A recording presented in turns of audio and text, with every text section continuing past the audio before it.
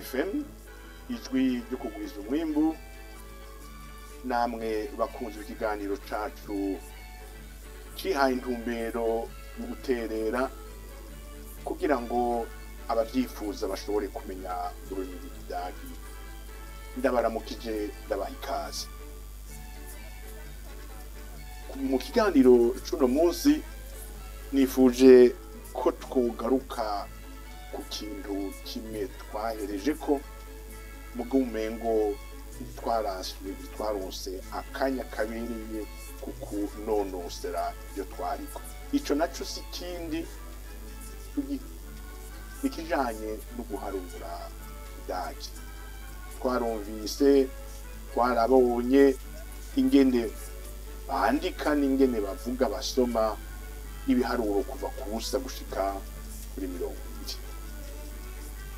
Rero nifuje ko twohera ngaho imbere yuko dutandukira ku kindi cigwa.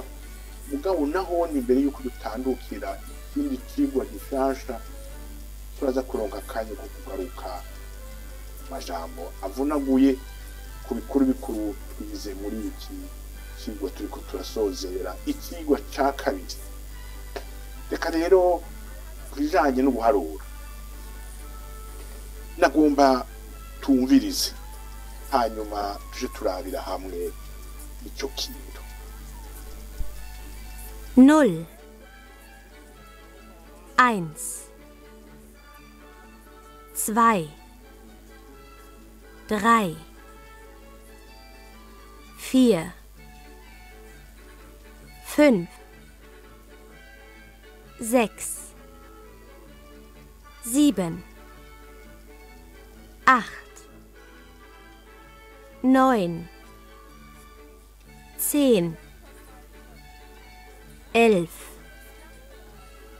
12 13 14 15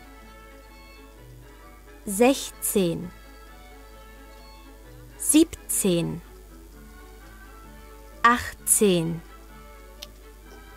19 20. Nagombye yuko muvyiyumvira ingene abadagi bonyene baharura. Reka dufashanye rero. Mwavyumvise murabibona hano abafise ayo mahigwe y'ukubibona.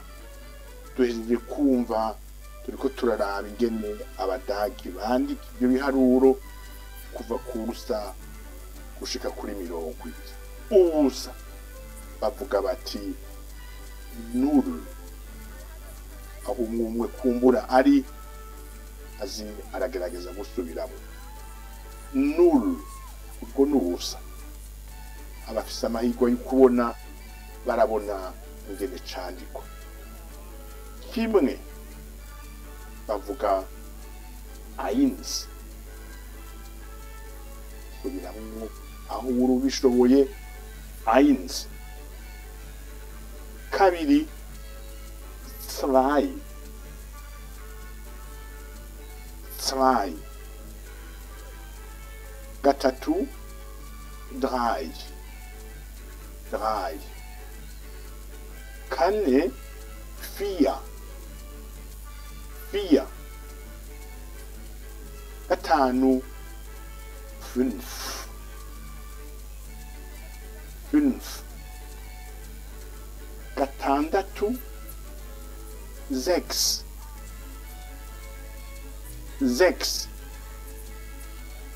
Indwi 7 7. Umunani 8 8. Icenda 9 9. Icumi 10 10. Cumi na rimwe 11 11. cumi na kabiri 12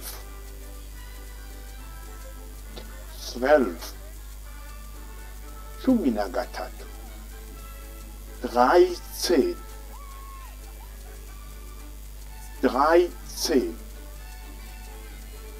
cumi na kane 14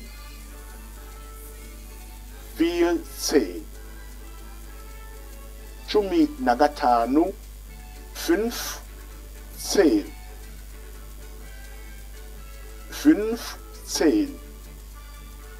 cumi na gatandatu 16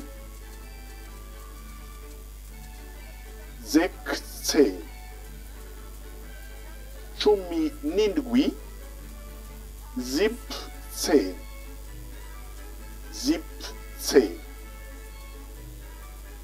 cumi n'umunani 18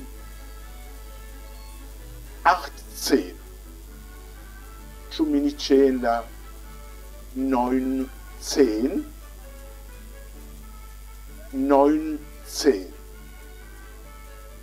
mirongo ibiri mu guheza 20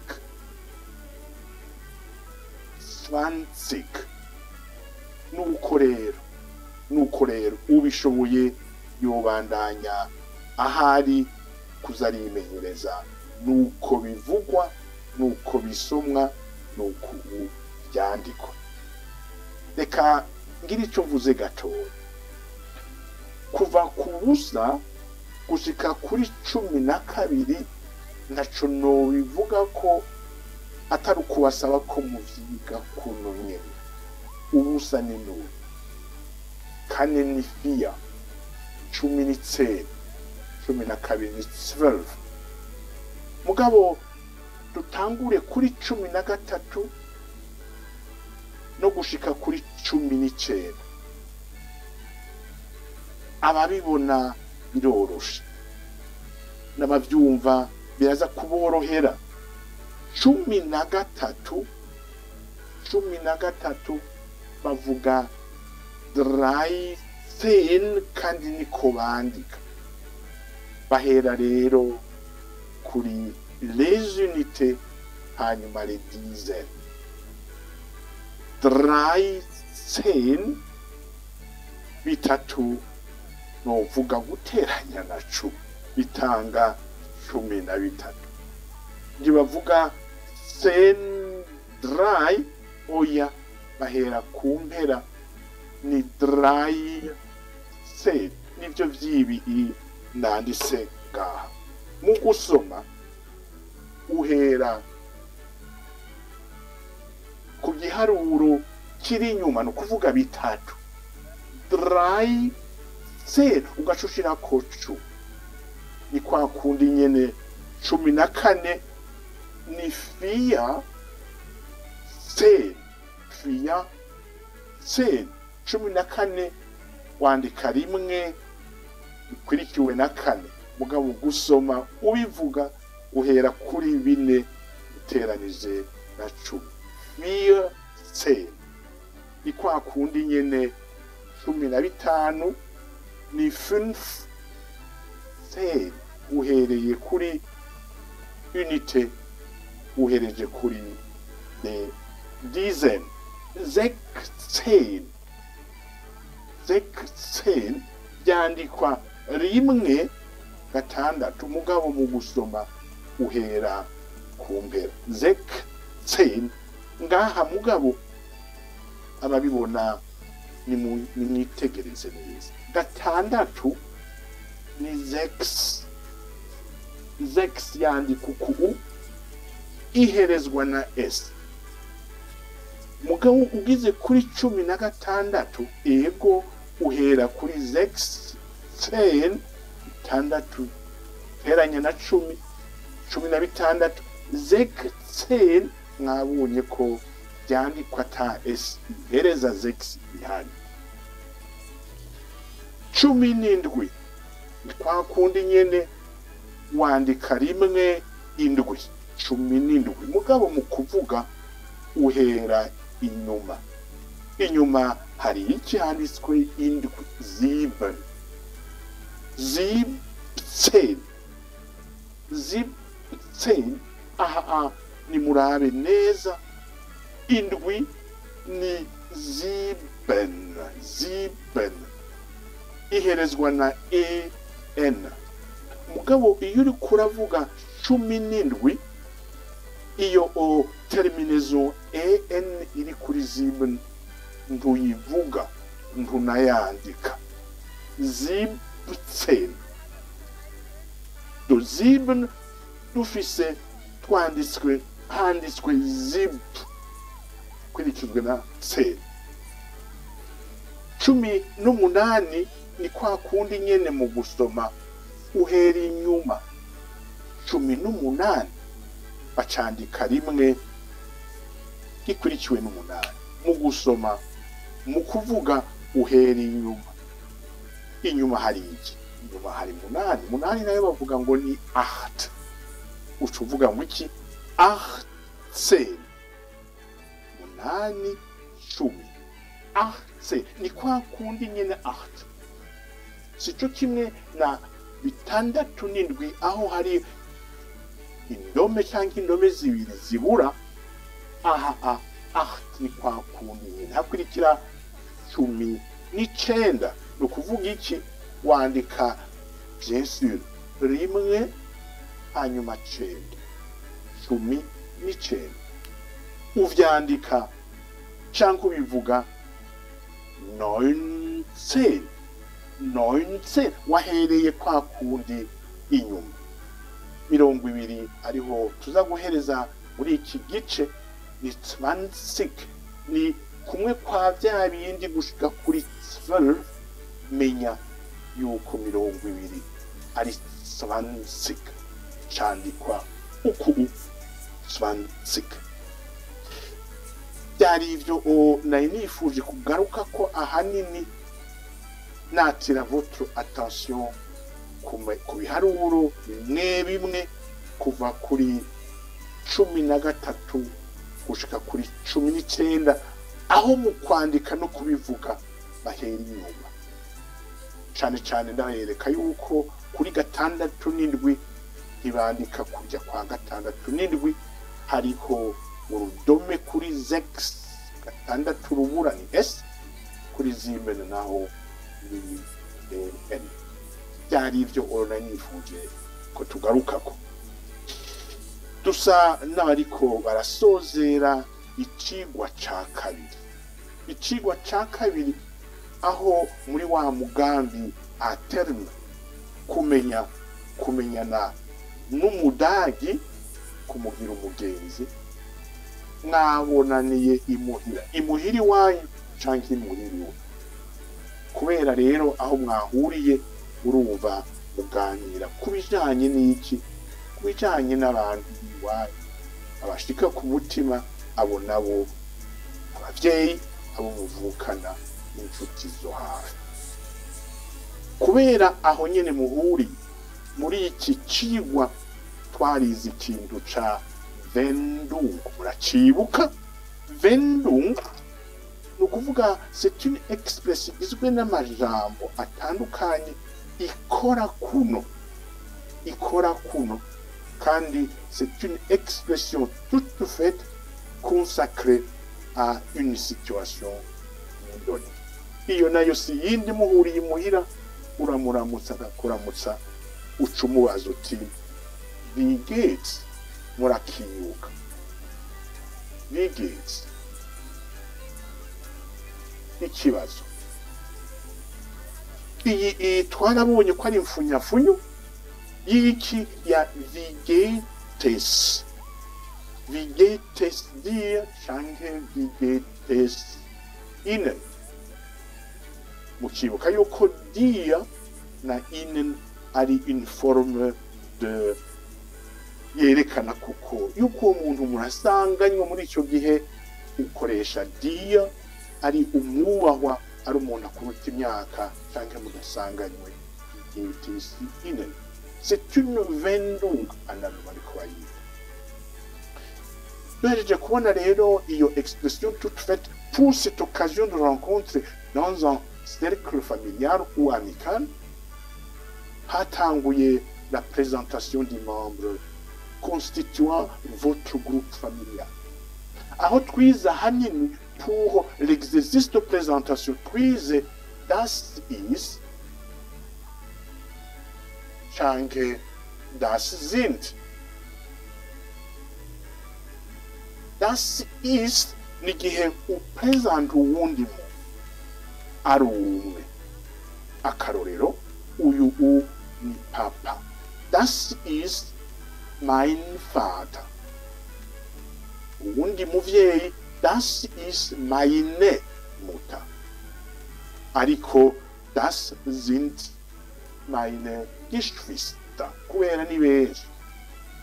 Aha rero twarize vocabulaire zitari nke koko kugira ngo no mwagenderwa n'umudangi mugomba kumwereka nyokoromi so wayo uwo muvyarawe umenye ingene umubarira.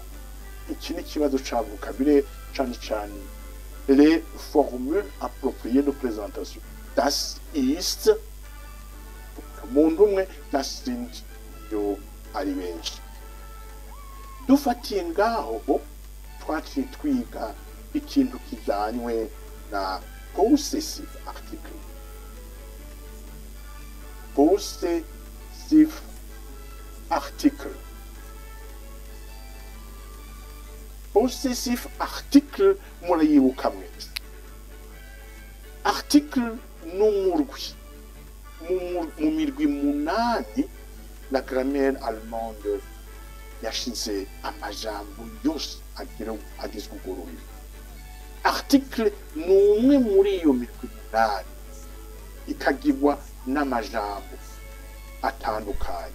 Mugabo ngaha twabonye article possessif, ni ukuvuga iki? C'est ce mot qui est toujours à côté ou qui précède un nomen, un nom, un substantif, pour marquer, pour informer ko uyu muntu canke meme ico kintu ari ikiwanje. Aho nkoresha mein, ni papa, das ist mein Vater. Undi muvyeyi, das ist meine. Mugabo ari nk'umuntu muriko muravugana wubaha, ugomba kumuha canke umubwira uti uyo muvyarawe, ukoresha iyindi forme ya article possessif yitwa iya. Muravyibuka, urumva hari mein iyo ari umuntu canke ikintu ciwanje, kandi ico kintu kikaba gifise un genre masculin canke neutre.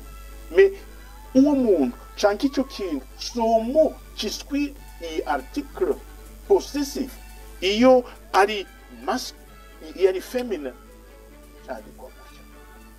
Bisigura yuko cette forme-ci indique, renseigne que le mot qui suit, le substantif qui suit, ari soit masculin soit neutre. Ivyo tuzovyiga mu minsi iri imbere. Maine naho ni féminin canke pluriel. Meine ni ikintu ciwanje. Iyo ngomba kuvuga ikintu ciwawe turiko turavugana ni deine.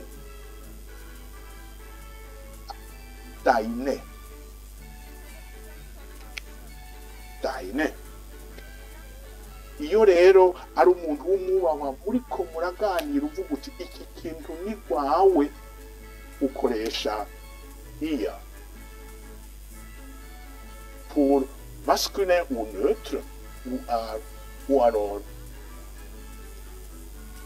ire iyo ari féminin canke pluriel. Ngibi ibijanye n'iyo structure grammaticale bita possessive article. Duhejeje ico kintu twaciye tubona iki? Twaciye tubona des verbes bakoresha ahanini muri ico gice. Twasanze ari wohnen, leben, lernen, studieren na haben. Aho mbere twabonye la construction de leur conjugaison. twabonye yuko yaba wohnen, leben, studieren, lernen zifise un format regelmäßig. Ni ukuvuga iki? Vous prenez en fait la racine de ces verbes, muribuka, sur le plan morphologique, un verbe ifise ahanini, mugabo si ivyo gusa, ibice bibiri, endung et radical. Vous coupez la racine, le radical du verbe, et vous le collez à toutes les personnes de conjugaison. Izo verbe bazita regelmäßige verbe. Ivyo twarabibonye mu gice ca mbere. Twaciye twushira kuri ico gice ca kommen heißen, twaciye twajuta ko iyo ya wohnen, leben, lernen na studieren. Mugabo à côté de ça twarabonye uko hariho iyindi verbe yitwa haben. Iyo nayo ni unregelmäßige Verb kandi bayita aussi un verbe auxiliaire. Un verbe auxiliaire même titre que sein. Twarabonye ngene iba conjugué. Ikindi kuri aya maverbe mashasha, ikindi mwo kwibuka nuko les deux premiers wohnen na leben zikwirikirwa na une préposition yitwa in. Kurya le verbe kommen naho nyine muravyibuka. Kommen ne peut avoir un sens que dès lors qu'il est suivi par un mot. Une préposition yitwa aus. C'est la même chose. Wohnen, leben ne peut ou ne pourrait avoir de sens complet que dès lors qu'il est suivi par des prépositions in. Ikindi niki twahereyeko twarize guharura. Twarize guharura kuva ku busa gushika kuri 20. Icyo twagikoze kandi twatanguriye kuri ico tugisubirako uko twasa n'abatakinonosoye neza. Icanyuma twabonye ngaha. Ikindi twabonye ngaha muri iki cigwa ca kabiri kijanye ni abagize umuryango, amazina yabo, wewe uri kuraberekana ukabishirako ingene bitwa.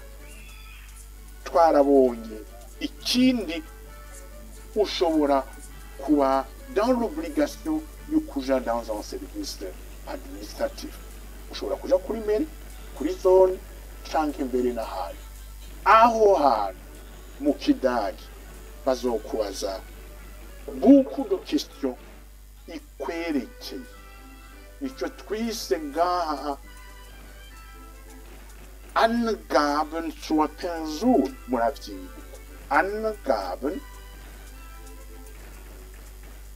zur Person. N'igihe mubwirizwa kuzuza tuvuge un formulaire. Hariho des éléments incontournables. Uzisanga muri iyo formulaire.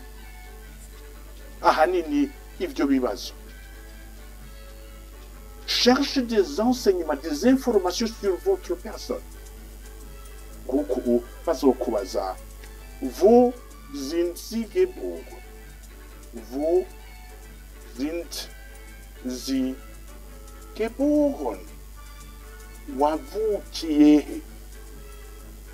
La question est bien celle-ci kandi elle est formulée de cette manière. Nta kundi ishobora kubazwa ikibazo baba bakeneye kumenya aho wavuki. Mugabo imbere yuko bakubaza aho wavuki, barakubaza bien sûr amazina yawe. Wie ist Ihr Name? Wie ist Ihr Name? Quel est votre nom? Bien sûr, ngaha hari ibibanza bibiri au moins. Nom de famille, Familienname, n'ahandi bandika babaza Vorname. Wo sind Sie geboren? Hehe wavukiye? Wann sind Sie geboren? Babonye ko turetse Fragewort qui est différent, la structure de la question est la même. Wie, wann sind Sie geboren? Ukuvuga ryari aho utanga itariki, umunsi, itariki, umwaka. barakenera kumenya telefone yawe.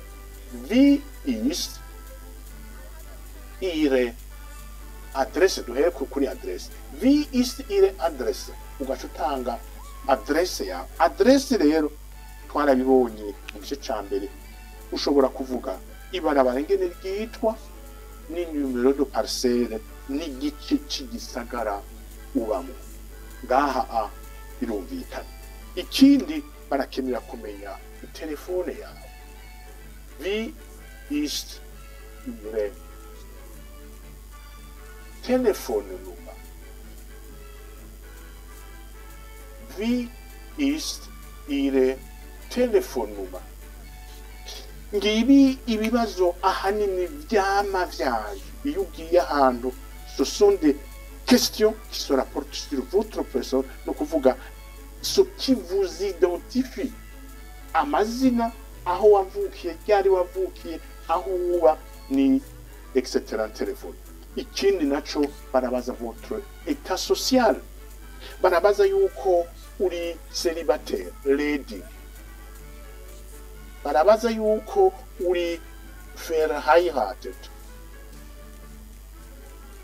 yuko wubatse. Barabaza yuko uri geshi igihe mwatandukanye n'umugenzi wawe, bakakubaza canke yuko umwe muri yamaze gushengera.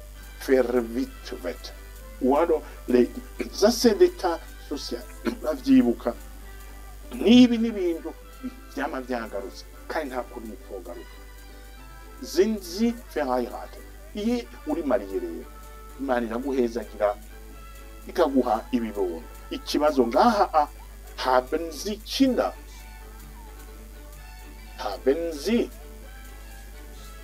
Kinder? Nukuvuga mbega murafise abana? Kenshi birajana bangahe?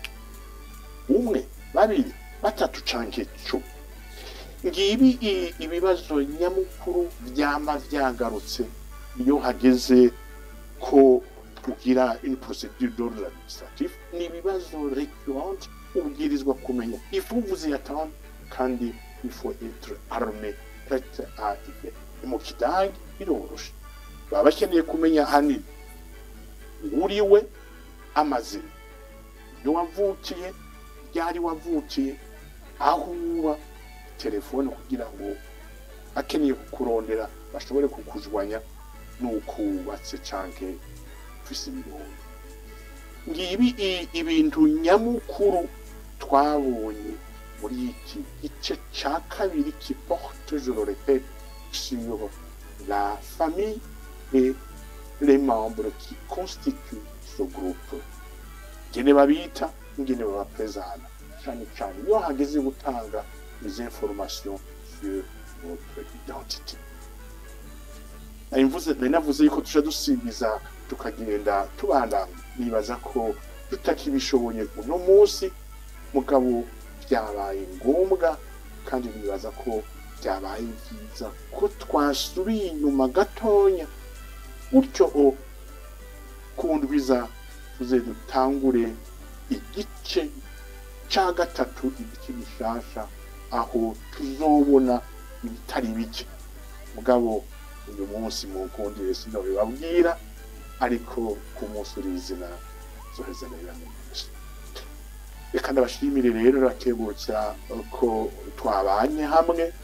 Ndabifuriza ibintu byiza, vuga ndi Imana ibazigame kundwiza.